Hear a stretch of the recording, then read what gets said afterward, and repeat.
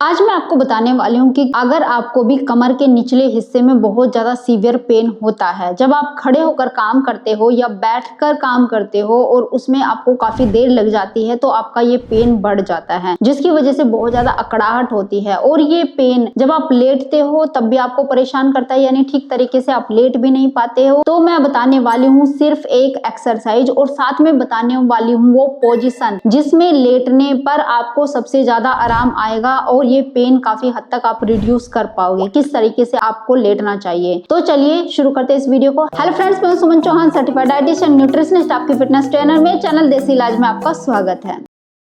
कमर के निचले हिस्से में दर्द होना और ये पेन कभी कभी आपके कमर के निचले हिस्से से होता हुआ किसी एक लेग के पीछे से आपके पैर तक आ जाता है, या लेग में दाएं या बाएं भी हो सकता है, किसी एक लेग में हो सकता है या दोनों लेग में भी हो सकता है। इसको कहते हैं सियाटिका का पेन। सियाटिका का पेन इसलिए कहते हैं क्योंकि हमारी जो रीढ़ की हड्डी होती है तो वहां उसके पीछे से एक नर्व जाती है जिसको सियाटिका नर्व बोलते हैं। ये नर्व एक नर्व नहीं होती, जो हमारी छोटी छोटी नर्व्स होती है पूरी बॉडी में फैली हुई है, जो हमारे ब्रेन तक जाती है, जो कि हमारे ब्रेन के साथ हमारी बॉडी का कोऑर्डिनेशन क्रिएट करती है, जिससे तालमेल बनता है ब्रेन के साथ बॉडी का। तो वो सारी नर्व होती है। जैसे हमारी ये स्पाइन है तो के बीच से निकलती है।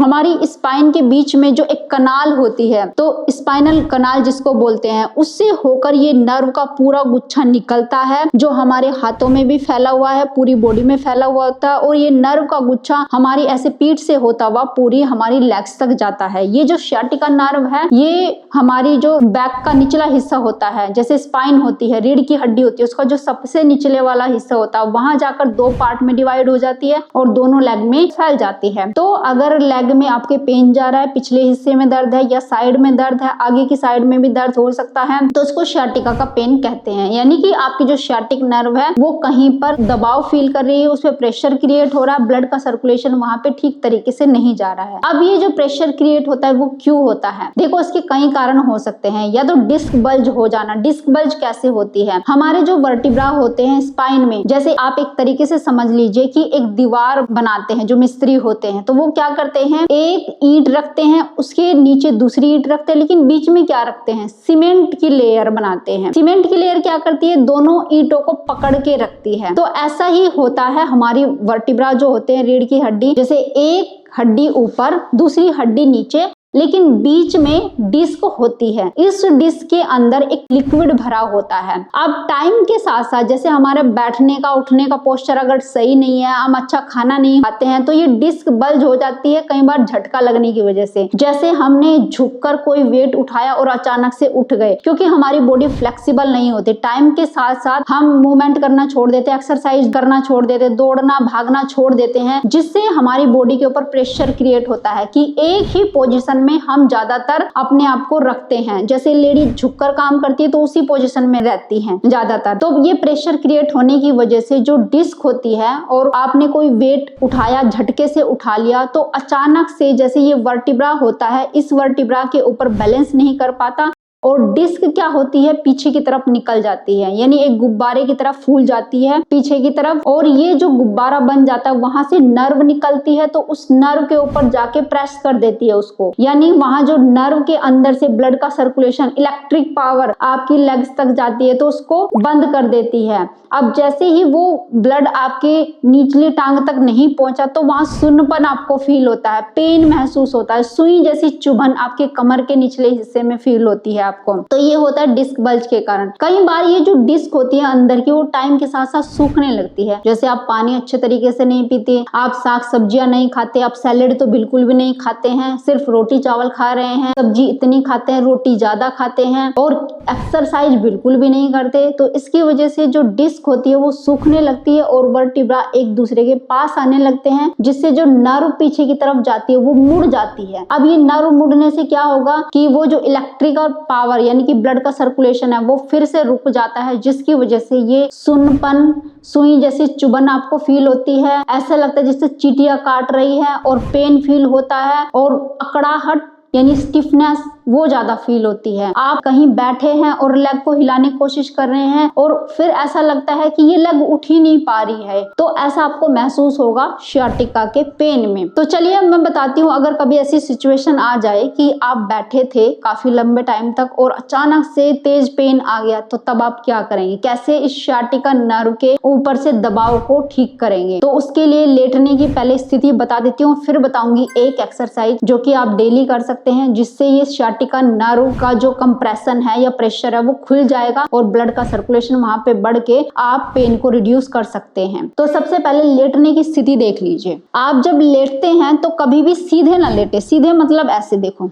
ये अगर जाके आप इस तरीके से लेटोगे अपने बेड के ऊपर तो पेन कम नहीं होगा बल्कि और बढ़ेगा, क्योंकि इस तरीके से आपकी नर्व ऐसे सीधी हो जाती है। तो सीधी होने से जो वहां पे अवरुद्ध पैदा हो रहा है जिस भी वजह से, तो वहां पे और ज्यादा प्रेशर क्रिएट होगा। सीधी यानी कि एक तरीके से हमने खींच दिया नर्व को, और ज्यादा प्रेशर क्रिएट होगा तो पेन और ज्यादा फील होगा। तो आप सीधे ना लेटे, या तो 2 पिलो रख लें इस तरीके से, ऐसे, और ऐसे अपनी लेग्स को रखें, यानी कि 45 डिग्री के एंगल पर रखें। इस तरीके से भी अगर आप अपनी लेग को रखेंगे और ऐसे लेटेंगे तो आप देखेंगे कि जो सियाटिका नर्व है उसके ऊपर जो प्रेशर क्रिएट हो रहा है वो थोड़ा रिलीज होगा, क्योंकि आपने सियाटिका नर्व को स्ट्रेच नहीं किया। उसको आपने एक तरीके से ये कह सकते हैं कि जैसे एक चीज को खींचना होता है, तो आप उसको खींच नहीं रहे हैं, उसको हल्का सा आपने ढीला छोड़ दिया है, ढीला कर दिया है। उसकी वजह से जो प्रेशर क्रिएट हो रहा होता है वो कम हो जाता है, यानी ब्लड का सर्कुलेशन वहां पे बढ़ने लगता है। तो आप इस तरीके से लेट सकते हैं। इसके अलावा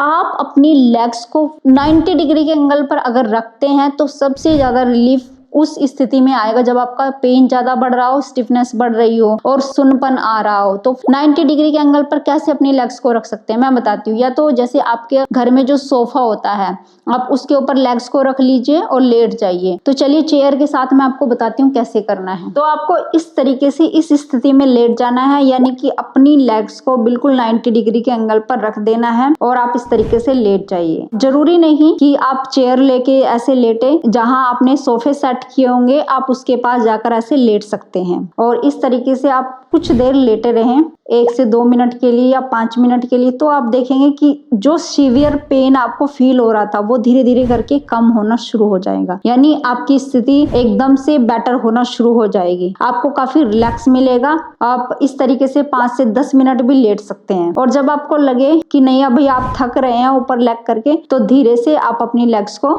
ऐसे नीचे उतार सकते हैं। इस पोजीशन में आप लेट सकते हैं, यानी जब भी आपको फील हो कि पेन ज्यादा बढ़ रहा है, और रात में भी लेट सकते हैं, सोने से पहले भी लेट सकते हैं। तो काफी आपकी स्थिति में सुधार आएगा और काफी पेन में भी रिलैक्स आपको महसूस होगा। अब चलिए वो एक एक्सरसाइज मैं आपको बताती हूँ, जिससे आपकी अगर नर्व में प्रेशर क्रिएट हो रहा है, कंप्रेशन क्रिएट हो रहा है, बार बार ये पेन आता है, उसको रिलैक्स करने के लिए आप क्या करेंगे। तो ध्यान से देखना इस एक्सरसाइज को। अगर आपकी एक लेग में पेन ज्यादा है, तो जिस लेग में आपकी पेन है, मानो इस लेग में आपकी पेन है, मेरी इस लेग में पेन है, ये सोच के चलिए। तो मैं क्या करूंगी, जो पेन फ्री लेग है जिसमें पेन नहीं है उसको उठाऊंगी और इस लेग के ऊपर ऐसे रख दूंगी। ये ध्यान देना है कि कौन सी लेग को ऊपर रखना है। जो पेन फ्री लेग है उसको उठाना है और ऐसे इस तरीके से ऊपर टिका देना है। अब इस पैर के पंजे को पकड़ना है और जो आपका ऊपर का हिस्सा है इसको स्ट्रेट रखना है। इस तरीके से ऐसे झुकाकर नहीं बैठना है, स्ट्रेट रखना है और धीरे धीरे से अपने हिप्स को आगे की तरफ झुकाना है इस तरीके से। यहाँ पर 5 से 10 सेकंड के लिए होल्ड रखना है और वापस फिर से ऐसे ही करना है, सांस छोड़ के,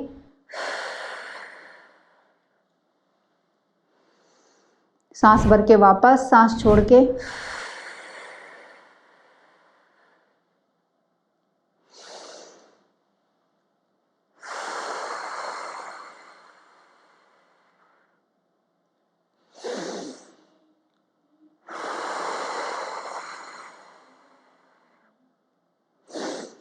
जब आप ऐसे करेंगे कम से कम 5 से 10 रेपिटेशन करेंगे, तो जिस लेग में आपकी कंप्रेशन है, जिस साइड की नर्व में कंप्रेशन आपको फील हो रहा है, जिस साइड आपको पेन हो रहा है, उसमें धीरे धीरे करके आपको रिलैक्स फील होता हुआ महसूस होगा। आपको लगेगा कि ये पेन भी रिड्यूस हो रहा है, स्टिफनेस भी आपकी कम हो रही है और दिन में कम से कम 2 बार आप ये एक्सरसाइज कर सकते हैं। लेकिन बाय चांस अगर ऐसा है किसी भी वजह से, देखो सबकी स्थिति अलग अलग होती है, अगर किसी भी वजह से आपको ऐसा लगे कि ये एक्सरसाइज करने में पेन और ज्यादा आपको बढ़ा हुआ फील हो रहा है, अचानक से बहुत तेज सीवियर पेन हो रहा है और ये पेन रुक नहीं रहा है, मतलब और ज्यादा हो रहा है, तब ये एक्सरसाइज आप ना करें, क्योंकि आपकी स्थिति कुछ और हो सकती है। जरूरी नहीं कि आपको सिर्फ sciatica का ही पेन हो। तो इसलिए ये ध्यान दें कि जब ये एक्सरसाइज करें तो पेन में अगर हल्का सा भी आपको रिलैक्स मिले, अपनी स्थिति में सुधार मिले, तो ये एक्सरसाइज आप कंटिन्यू कर सकते हैं। लेकिन अगर स्थिति आपको ज्यादा बदतर दिखे और आपको लगे कि मेरा पेन तो और ज्यादा बढ़ गया है, जब भी मैं करती हूँ तो ये पेन बढ़ जाता है, तो ये एक्सरसाइज एकदम आप बंद कर दें। तो ऐसा ही मैं आपको बताती हूँ, अगर इस वाली लेग में पेन है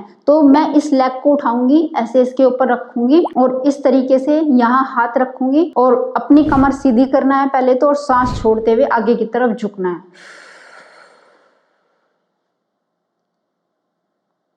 वापस,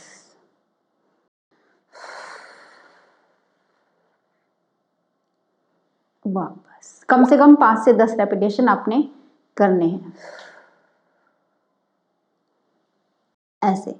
5 से 10 रेपिटेशन करने के बाद आप रिलैक्स होके अपने जो भी घर के काम कर सकते हैं। उसके बाद फिर से आप एक बार दिन में कर सकते हैं और रात को सोने से पहले आप ये एक्सरसाइज कर सकते हैं। दिन में 2 से 3 बार आप कर सकते हैं। तो आप देखेंगे कि काफी हद तक आपको रिलीफ आ गया है, पेन में भी बहुत आराम आपको मिल रहा है। उम्मीद है आज की वीडियो आपको बहुत पसंद आई होगी, आप लाइक शेयर भी करेंगे। अगर चैनल पे आपने चैनल को सब्सक्राइब कर लीजिए। तो फिर मिलती हूँ नेक्स्ट वीडियो में, तब तक के लिए बाय बाय, टेक केयर।